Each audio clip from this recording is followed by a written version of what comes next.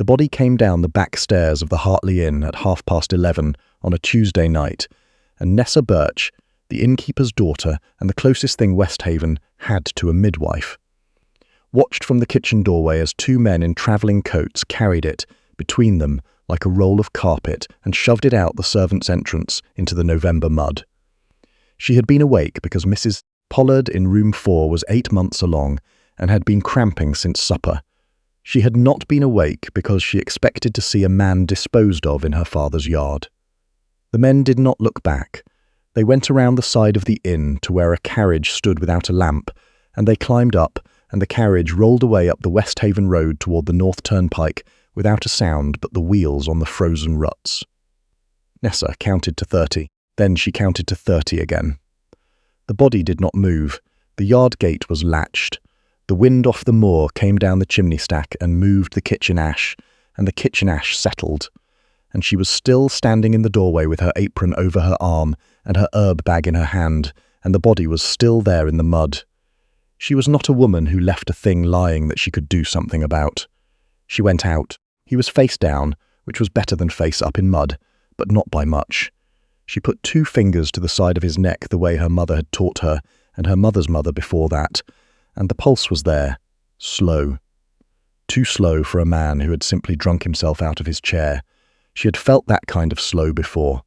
She had felt it the winter Mrs. Aldgate's hired man had taken a bad bottle of patent medicine, and she had sat with him 6 hours while his heart decided what it wanted to do.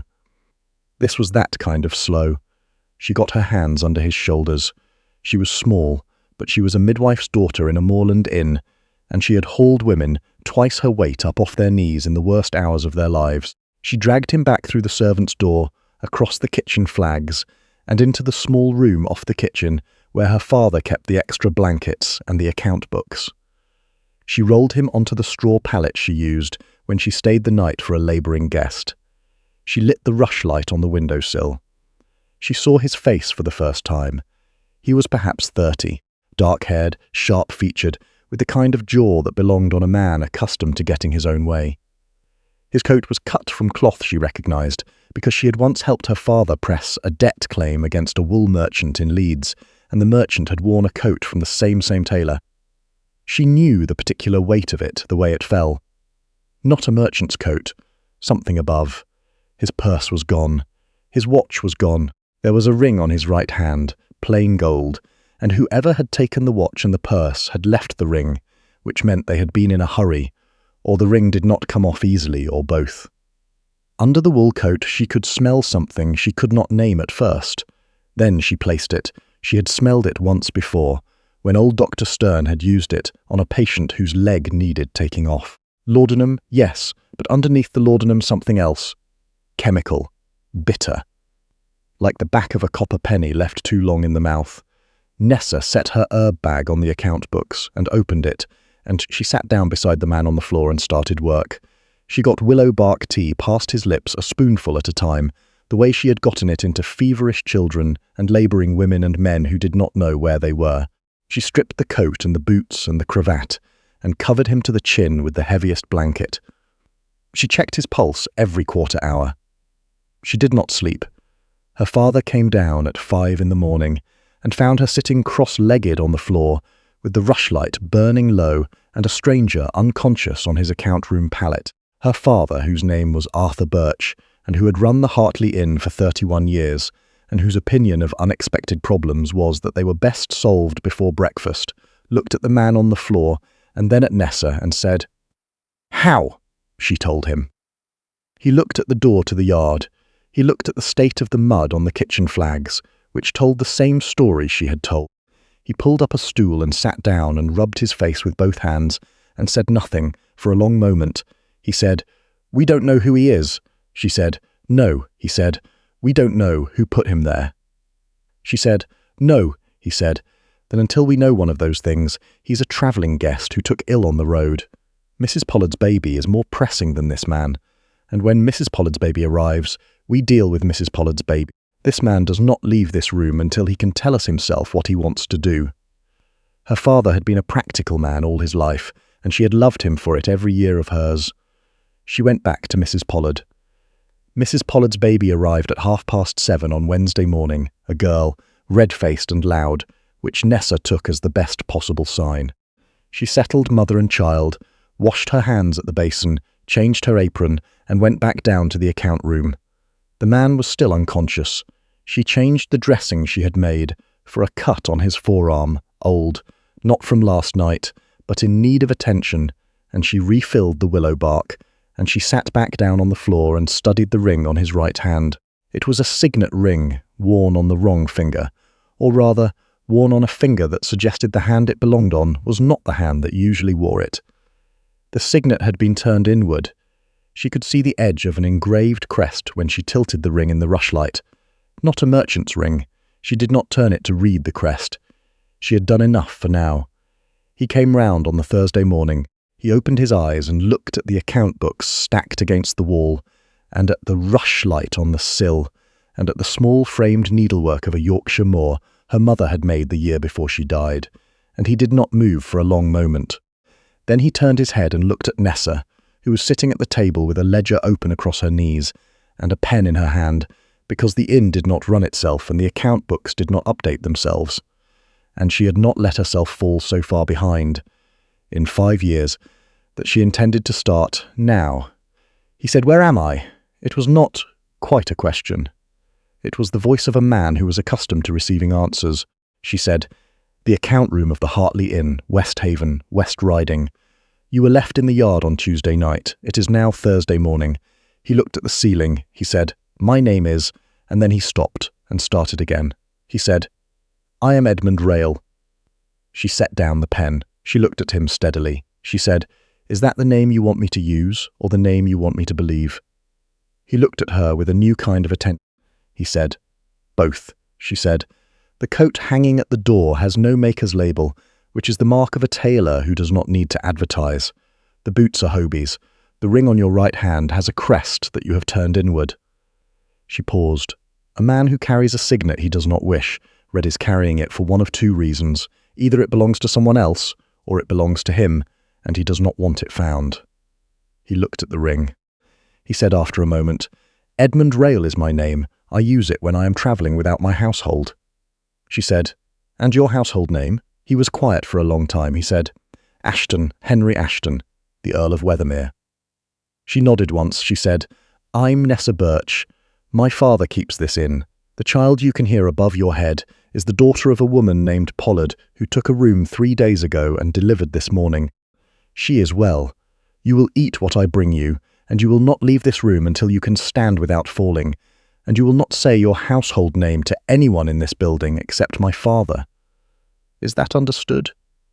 He looked at her for a long time. He said, "Yes, she went to get the broth." She did not believe Edmund Rail entirely. She believed the Earl's name because the coat and the boots and the crest agreed with it. She believed the Tuesday night carriage because she had seen it herself. She did not believe that a man who was nearly killed did not know by whom or why. But she had not asked that yet, and she would not ask it until he could sit upright without her hand behind his shoulder. He sat upright without her hand on Friday. She brought him soup and bread and a cup of the genuine coffee her father kept for guests who asked for it, and she sat in the chair across from the pallet and watched him eat. And when he had eaten, she said, "What was in the cup?" He said, "I don't know what it was called." She said, "Describe what it tasted like." He described it. She listened. She asked 2 questions about the timeline, of how he had felt afterward. He answered both precisely in the manner of a man who paid attention to his own body, which she found both useful and unusual. She said, "It was likely a compound. Laudanum to put you under, and something else, an accelerant, to make it work faster. Someone wanted you unconscious before you left the room." He said, "You know this from midwifery." She said, "I know this from 10 years attending women in labour in a moorland district with no physician within 12 miles. You learn what speeds a process and what slows it, or women die." He thought about that. He said, "Then someone paid for it deliberately. It was not meant to be a rough dose that might be walked off." She said, "No, it was meant to be permanent." He let his breath out slowly. He said, "I was at Carver's in Halifax, a private club. I was invited by a man named Stote, who I have known since school. I do not know who paid Stote to invite me. I do not know who was at the other end of the arrangement. He paused. I know who benefits from my death, she said. Tell me, he said, if I die without issue, the Weathermere title and the attached estate pass to my cousin Gerald. Gerald has been in debt to 3 different lenders in the city for the past 4 years. The estate would clear the debts and leave him comfortable for the rest of his life. I have been aware of Gerald's position for some time, and I have not moved against him because the debts are his own affair. I did not think he would move against me, she said. Do you have evidence of the connection between Gerald and Tuesday night? He said. No. She nodded. She said, then we need it. He looked at her. He said, we, she said. The men who left you in the yard will come back when they find out you are not dead. They will come to the inn, because this is where the carriage stopped. When they come, I would like to be able to direct them to someone standing in a magistrate's office, rather than to a body. She folded her hands on her knee. I keep the inn's records. I write correspondence for guests who need letters carried to Halifax or Leeds. I know every carrier, every posted road, and every man who moves goods between here and the city. If a carriage was hired and a club member was paid and a compound was purchased, there is a paper trail. Paper trails end up in letters and ledgers. I find things in letters and ledgers. He stared at her. She said, my father will go to the village constable in the morning on another matter. The constable is an honest man and my father's friend.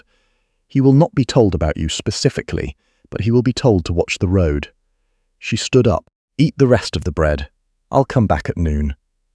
The first thing came on Friday night. It came in the shape of a letter carrier named Jonas Webb, who had been carrying the Halifax road for 11 years, and who stopped at the Hartley Inn every Thursday and Friday for his supper and a pint, and who had, the previous Tuesday evening, been passed on the upper Halifax road by a hired carriage travelling fast without its lamps. Jonas Webb was a man who noticed details about vehicles because he was a man who spent his life behind horses, and the detail he had noticed about the carriage was that the left rear wheel had a crack in the rim that someone had repaired badly with an iron brace, and it had made a sound he could identify across 50 yards of open road. Nessa brought Jonas Webb his supper herself, which was not unusual, and she sat down across from him at the kitchen table and said, Jonas, that carriage you mentioned to my father last week, the one going north without lamps. Jonas said, the Tuesday one? Aye. What of it? She said. Did it have a name board? He said. Couldn't see. No lamps. But the cracked rim, that's a Keble carriage. Keble's the only yard in Halifax that patches a rim that way. I've seen it off their vehicles before. Nessa said. Would you swear to that in front of a constable? Jonas looked at her steadily. He was a 50-year-old man who had seen a great deal on the Halifax road and who did not startle easily. He said, Is this about that travelling guest your father's got laid up in the back room? She said. It might be, he said. He all right? She said. He will be. Jonas said. Aye. I'll swear to it. She wrote down his name and the detail in her household ledger, the same ledger where she recorded births attended and medicines dispensed and payments received and payments owed, because she was a woman who kept records and the habit did not pause for unusual circumstances.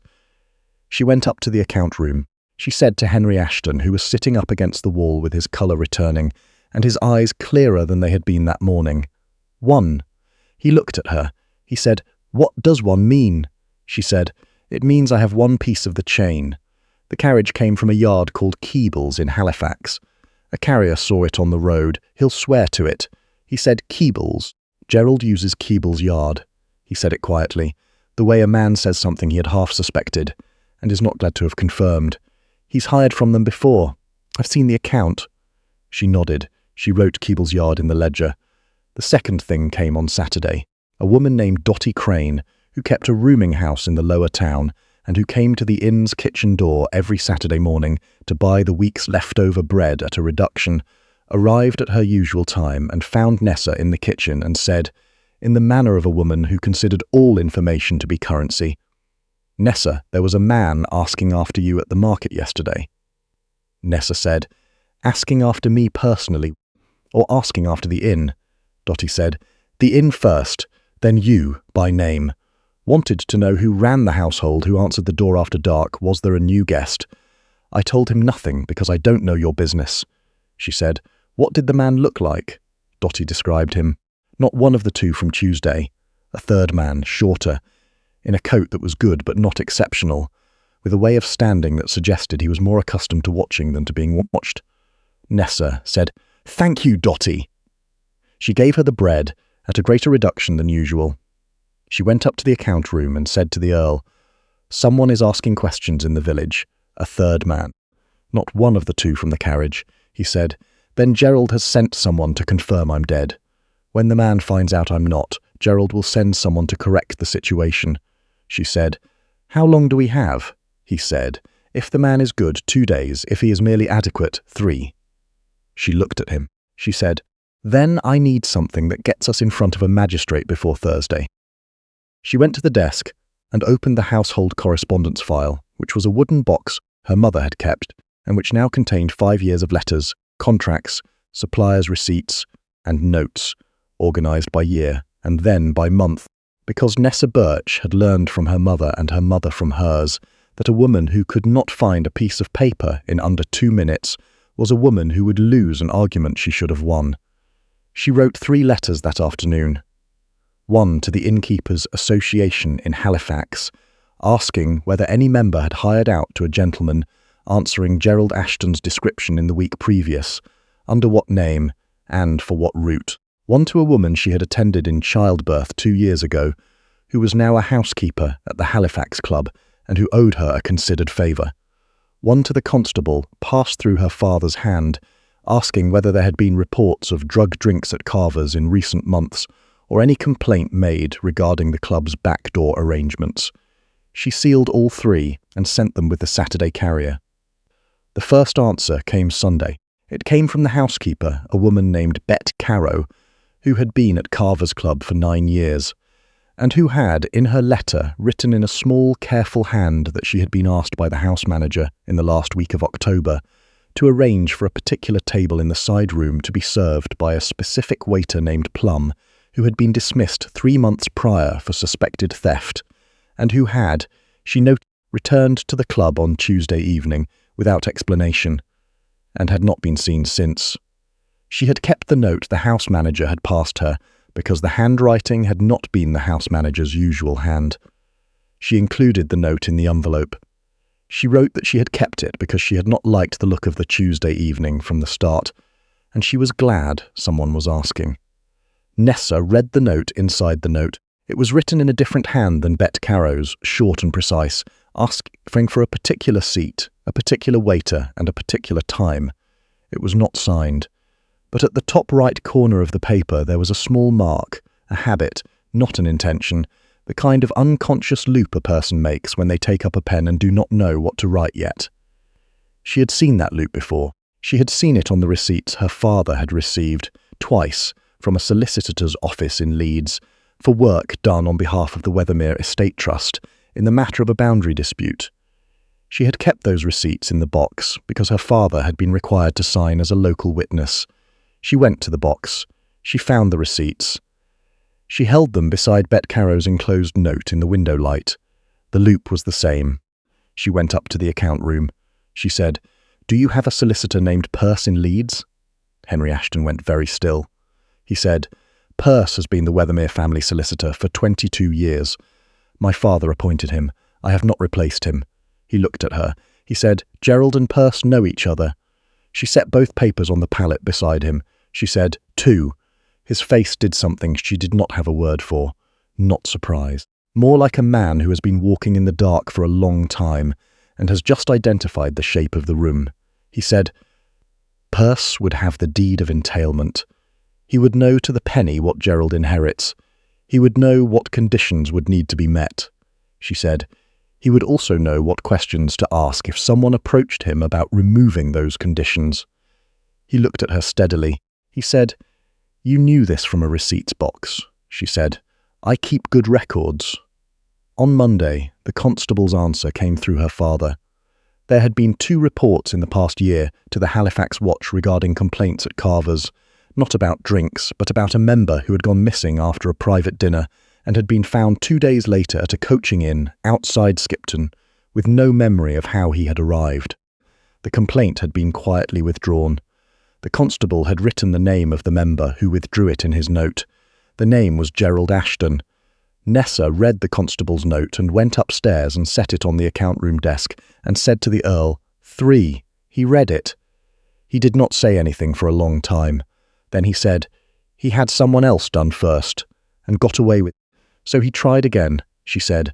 Yes, he said. The man who withdrew the complaint, was he paid to withdraw it or frightened to? She said. I don't know yet, he said. It matters. If he was paid, he will not come forward. If he was frightened, he might. She said, I'll find out. She found out on Tuesday. She found out because she sent her father to the coaching inn outside Skipton with a very specific set of questions and a jar of her best honey as introduction.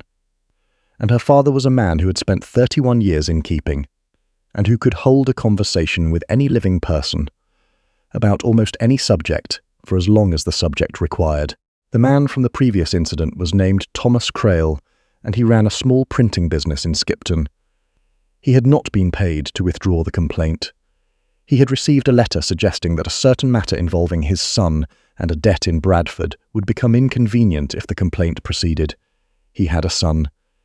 He had withdrawn the complaint. He had not been easy about it since. Her father came back on Tuesday evening and put the account in front of Nessa on the kitchen table.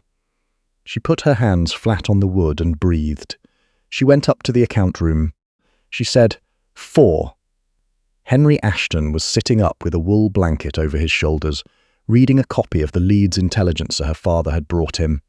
And he looked up from the paper, and she saw on his face that he understood what 4 meant without being told, because he had been counting with her.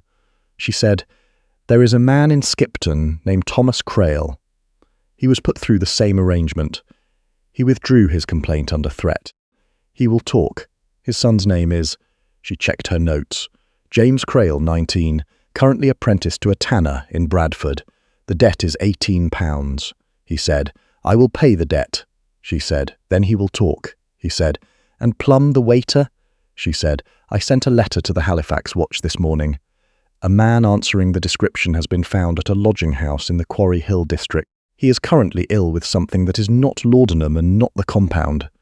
I think he sampled his own goods and used too much. But he is alive and the watch has him, and when he is well enough, he will be asked questions. He looked at her. He said, you have been running an investigation out of an inn account book. She said, I have been doing what I know how to do. I write letters. I ask careful questions. I keep records. She set the ledger on the desk. The chain is almost complete. We need Purse, and we need Plum's testimony, and we need Earl. With all 3 we have enough for a magistrate. He was quiet for a moment. Then he said, why are you doing this? She said, because you were left in my yard, and I am not in the habit of leaving things where they fall. He said, that is practical. I am asking why else. She looked at him. She said, because I have known since I was 16 that the law does not come to moorland inns for the sake of the people who live in them. It comes when someone with a title or a deed makes it come. I have spent 10 years working with women who died or nearly died, because no one with a title thought their lives worth the journey. You have a title. If I get you to a magistrate alive, I can stand beside you and say what I saw, and someone will write it down. That is worth doing. He looked at her for a long time after that. He said, I have a title and I have never thought about it the way you just described it. She said, no, you wouldn't. He said, no, I wouldn't. The second to last piece came on Wednesday. The waiter called Plum, whose full name was Samuel Plum, was well enough by Wednesday afternoon to speak to the Halifax Watch, and he spoke at considerable length. He had been hired through an intermediary, not Gerald Ashton directly, but a man he knew only as a clerk, containing a small glass vial and very specific instructions about a drink ordered by a member in the side room on a Tuesday evening. He had been paid in advance, in unmarked notes, £10. He had not been told the member's name. He had been told that if the matter was ever raised, his prior theft dismissal would be used against him. He produced the cloth packet, which was empty, but which the Halifax Watch physician said had contained a compound consistent with what Nessa had identified from the Earl's symptoms. The watch sent the report to Nessa by express at her request because she had written to them in the Innkeeping Association's formal capacity, and the watch understood that the Innkeeping Association was a body worth responding to promptly. She went up the stairs. She said, 5. He looked at her across the account room. He said, 5 is enough. She said, 5 is enough. She sat down on the stool. I'm going to write the magistrate in Halifax tonight. My father will carry it in the morning. The hearing will need to be arranged quietly. Gerald needs to be called in before he knows we have the chain. I think we can do this by Friday, he said. He will try to discredit you, she said. I know, he said. You are an innkeeper's daughter with no formal standing. His solicitor will say you have no business at a magistrate's table. She said, I know that too, he said. I want to prevent it. She looked at him. He said, I am going to ask you a thing, and I am going to ask it plainly, and I want you to hear the plain version before you answer. I am not asking it prettily, and I am not asking it because I have said it before to anyone. He stopped. He started again. I have a cousin who wants me dead for a title and an estate. I have a solicitor who helped him plan it. I have spent 11 days in your account room being kept alive by a woman who runs an investigation the way she runs a kitchen, quietly, thoroughly, without wasting a single motion. He looked at the ledger on the desk. He looked at her. He said, marry me before the Halifax hearing, not because I have a better reason than that you deserve a seat at that table, and I am the only person in this room who can give you one. Not because I have said the word love, which I have not said, and which I will not say to you as a transaction, because when the hearing is finished and Gerald is in front of the magistrate, and Perce is in front of the magistrate, and Plum is in front of the magistrate, I want your name on the record as the woman who built the case, and I want that name to be one that cannot be objected to. Nessa did not answer immediately. She had not expected this. She had expected to build the chain, hand it to the Earl, accompany him to Halifax as a witness, be thanked and return to the inn. She had set herself for that. Not for this. She was an innkeeper's daughter. He was an Earl. She had spent her life in the gap between those two sentences, and she knew exactly what it cost to live there. She thought about her mother's needlework on the wall of this room, which had hung here since the year her mother died. She thought about 11 years of birth ledgers and correspondence files and letters written for people who could not write them themselves. She thought about the £15 still owed on her father's roof repair, which she had been paying off 12 shillings a month for 2 years. She thought about what it would mean for every woman she had ever attended, every labouring woman in a farmhouse off a moorland road, to be attended by a woman whose name, when she wrote it in a formal letter to a physician or a magistrate or a licensing board, could not be dismissed as too small to read. She thought about the way he had held the ledger when she handed it to him, carefully, as though he understood that it was not just a record book. She said, I need to know one thing before I answer, he said. Ask it, she said. When you go back to Weathermere, and you will go back, and it will be your world again, and this will be a room in an inn with account books on the wall.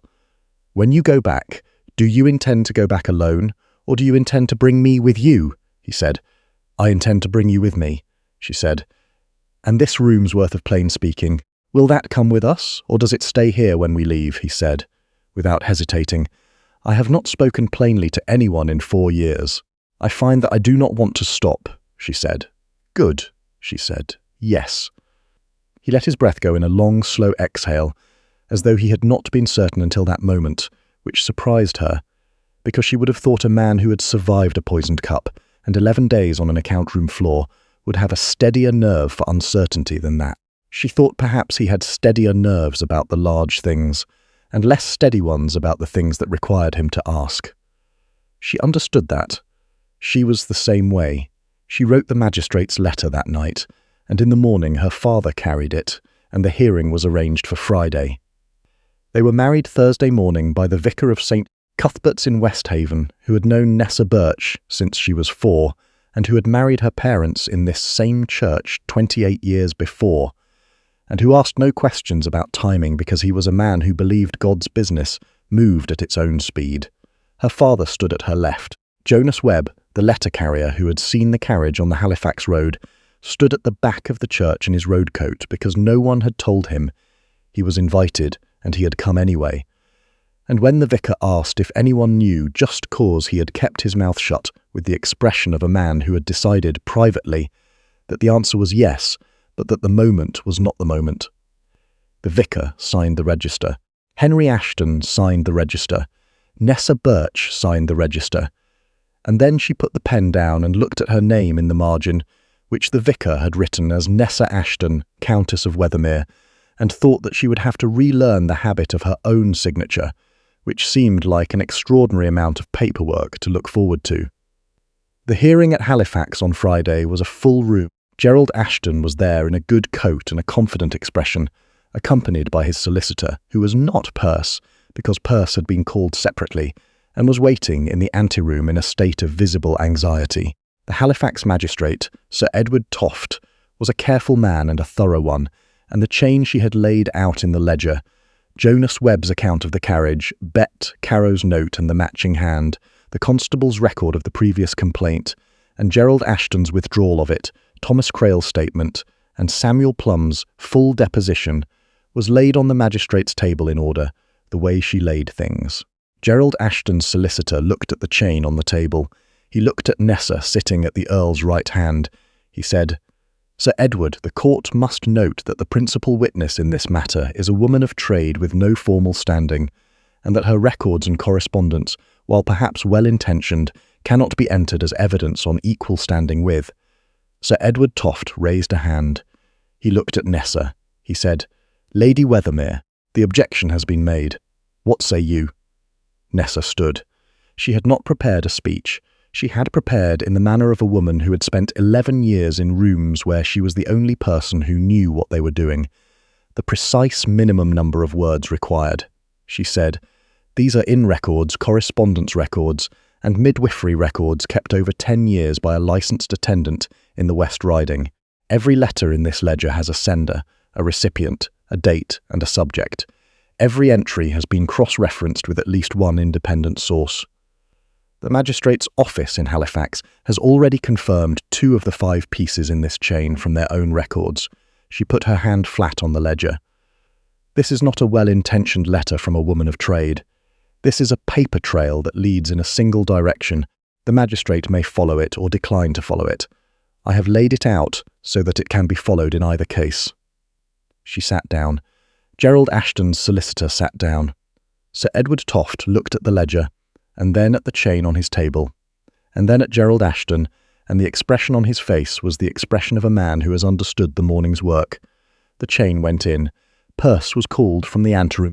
Perce, who had spent the hour in the anteroom calculating his options and arriving at the same conclusion Hollis Crail had arrived at in his Bermondsey lodging, which was that a man offered a light sentence in exchange for a full account would take the light sentence every time, gave a full account.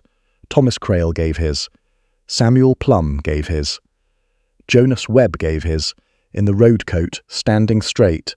Gerald Ashton did not give an account. Gerald Ashton sat beside his solicitor, with his confident expression replaced by a different expression, which was the expression of a man watching a construction he had built in private fall in public.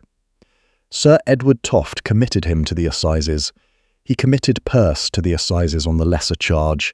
He thanked the Earl of Wethermere for his testimony. He thanked the letter carrier and the housekeeper's correspondent, and the Skipton printer and the Halifax watch. He looked at Nessa, and he said, "Lady Wethermere." The court's records will reflect that the investigative correspondence in this matter originated with and was organised by the household of the Hartley Inn, Westhaven, and continued under the hand of the Lady Wethermere from the point of identification. "Is that a correct record?" she said. "It is," he said. "Then it will be so entered." 12 months passed.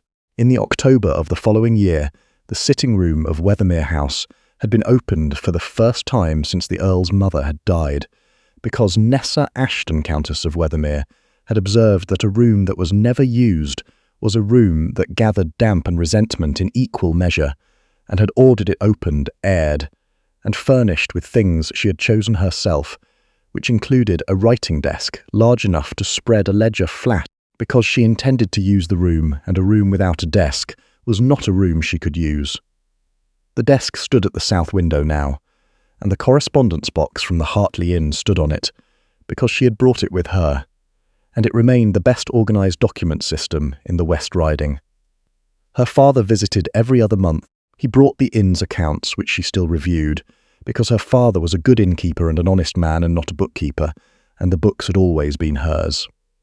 Her father sat across from her at the writing desk on a Thursday in October, while Henry was at the estate office, and he said, looking at the correspondence box, "You know you could hire a secretary," she said.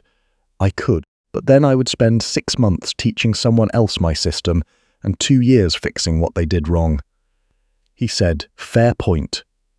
He looked around the sitting room, at the desk and the ledger and the birth records she had continued to keep.